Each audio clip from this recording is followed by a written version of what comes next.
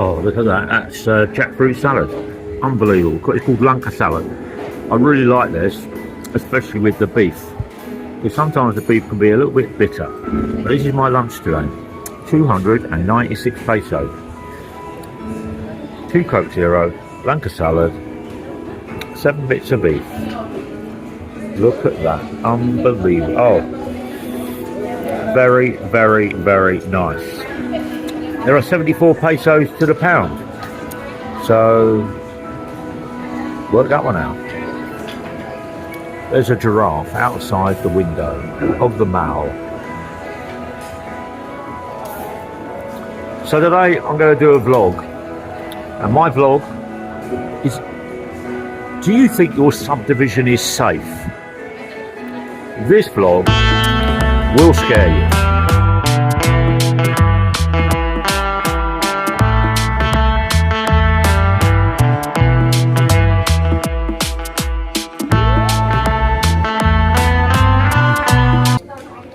Well, it's Thursday, and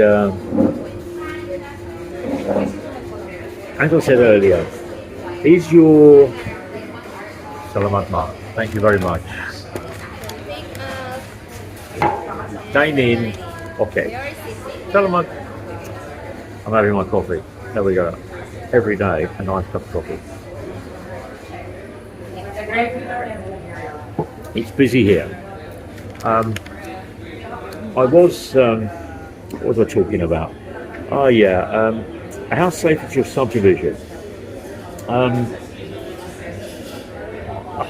came across this article yesterday, and it's scary, really. That's all I can say. It's really, really scary. Back in October, I'll just start it and then we'll just go through it, really. Back in October, there was an advisory sent out about somebody or someone purchasing some items in Cebu, and the advisory came from the nuclear administration here in the Philippines. So the first word of that is a giveaway, isn't it, really? So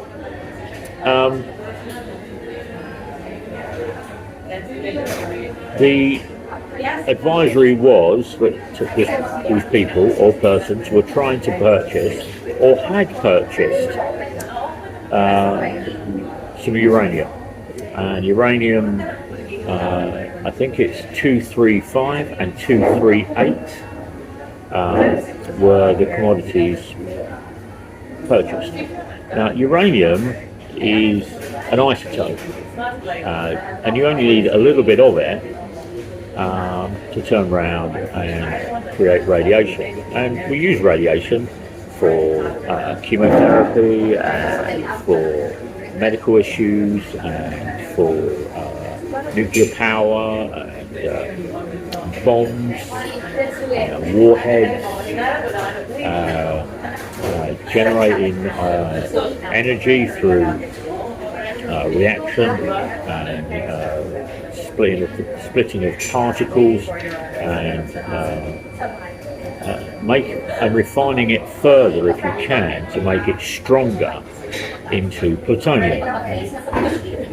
Now, that was in the end of October. In November, there was a person arrested in Pasay, in a house, in a subdivision. And in that subdivision, this gentleman had, and they won't name the subdivision, so it's going to be high end, isn't it? And it's most probably got all these rich and wealthy living in it. Okay, if it's high end, you're not going to turn around and end up having, middle class or poor people living in there. And they turned around and confiscated 60 kilos of the uranium in block and in black powder form. 60 kilos, that's a lot, isn't it? That's a lot. That's right, that's 30 bags of sugar. Yeah, that's 10 bags of rice, big bags of rice that was in this house. Of course, it hadn't been looked after properly, or it wasn't stored correctly, so there was contamination in a couple of the rooms and other parts of the house and in a vehicle. Well, you're going to get that because you need to get it from A to B, don't you? Need to move it around. Anyway, so this chase was on to find the rest that they'd purchased. I mean, what I find difficult to understand is buying uranium isn't like going into a supermarket, is it? And buying some cornflakes, or buying some rice, or buying some pasta. It's a highly volatile material that kills. And you can't see it killing you because radiation doesn't have a smell. It doesn't ignite. It doesn't turn around and glow. It doesn't send off waves and stuff. You don't see it. And they're storing it in a house. Anyway, they then turn around Monday this week, so December, turned up in a subdivision called Mega Heights, another high-end posh subdivision, and it's come to light on Mindanao. The one on Pasay was kept fairly low-key.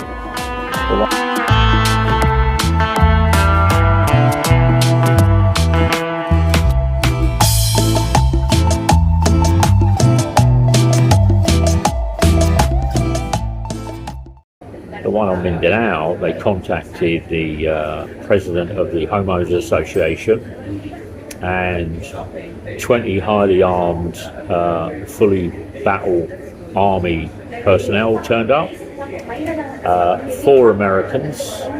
Americans, in radiation suits. That's those silver things you see walking around on movies that Martians land on. And 30 or 40 MBI, and they would turn around telling people on the subdivision, stay well clear. And they went to the house. It was a townhouse, 2 to 3 bedroom townhouse on the subdivision, and the people living there was a woman called Madame Ma and a guy called Roy Vistal. And Roy Vistal and Madame Ma were running a laundry in the house, and they were arrested. The forces that were there confiscated 6 kilos of uranium, a mix of 283 and 285. 285 is the most deadly. It is the most harmful to people, but they are both harmful. One does it faster than the other, and one is used to refine into plutonium to give you the reaction you require in atomic fusion or nuclear fusion. So they carried out tests. The car was contaminated, 2 of the rooms were contaminated, and off they went. Now, there are 4 people in this group. 1 they've apprehended in Pasay, 1 they haven't found yet, 2 they found in Cagayan. The isotopes, or the uranium, was transported from Cebu, Mandaue. And the house there also had 4 to 6 kilos of black powder and block. Don't know which one is the uranium of each, but they're block or powder. So that was in Mandaue. another subdivision. This is the bit for my blog. Is your subdivision safe? Well, how many people used the laundry on the subdivision in Cagayan, and have they been contaminated by the radiation?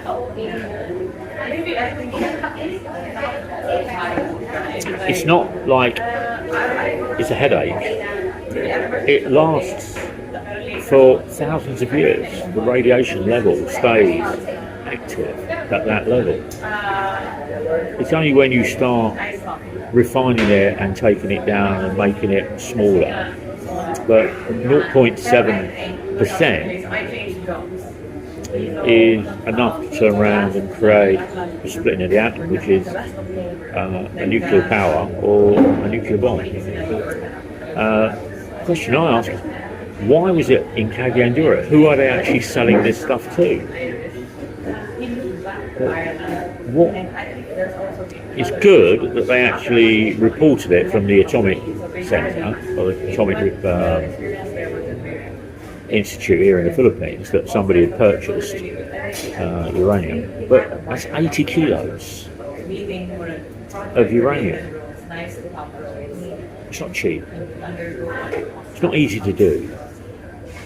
But what are the checks in place just to release a harmful isotope that can kill thousands and thousands of people? It breaks down the infrastructure of the body. Once you have a high level of it, and I look at, there's a woman many years ago called Curie, French. She was doing lots of work through radiation back at the beginning of the century. She didn't fully understand the radiation, and it ended up killing her. She won 2 Nobel Prizes for the work she did on radiology and X-rays and stuff like that. However, it killed her. It broke down the cell structure in her bones, it broke down the reproduction and production of white and red blood cells in her body, and her teeth fell out, and eventually she died. But she'd been doing this for maybe 2 or 3 years. Imagine buying a house in a subdivision and somebody's actually hidden radioisotopes in that house. You could be living in that house and slowly dying. It's not. I'm not spreading fear or anything. It's, if I was to wake up one morning and go outside and there's fully armed personnel from the armed forces, and there's 6 guys walking around in radiation suits, and I'm in my boxer shorts, there's going to be some serious questions for me asked, is how safe is this area?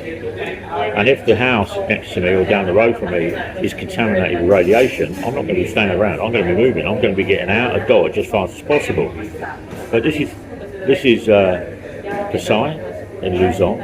This is Cebu, Mandaue, and this is Cagayan on Mindanao. And people are buying uranium. It's not like buying Bitcoin. It's not like buying stocks and shares. This is harmful stuff. And who are they selling it to? Are they selling it to a terrorist organisation here in the Philippines? Or is it just a midway shipping point to go somewhere else? I don't know. These 4 people were not setting up a nuclear power station. They weren't setting up an X-ray hospital. They weren't selling it onto that. They were selling it somewhere else. Mad. Absolutely mad. So, is your subdivision safe? Well, it's safe in your mind, and it's safe in my mind. Unless somebody down the road is got other ideas. So mad. I'm just gobsmacked. I mean, when I read the report that was in Rappler and the Acquirer, the guys in Cagayan were storing 6 kilos of uranium, both together, the powder and the block, in a black pot.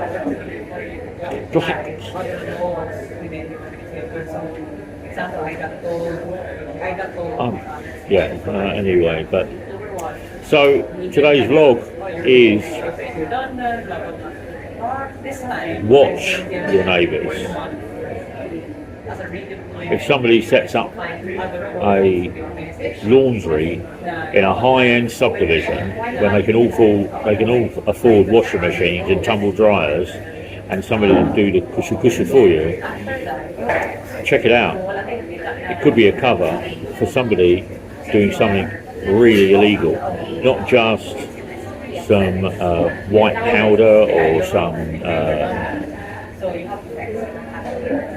plants that you can smoke and you can sniff or whatever. This is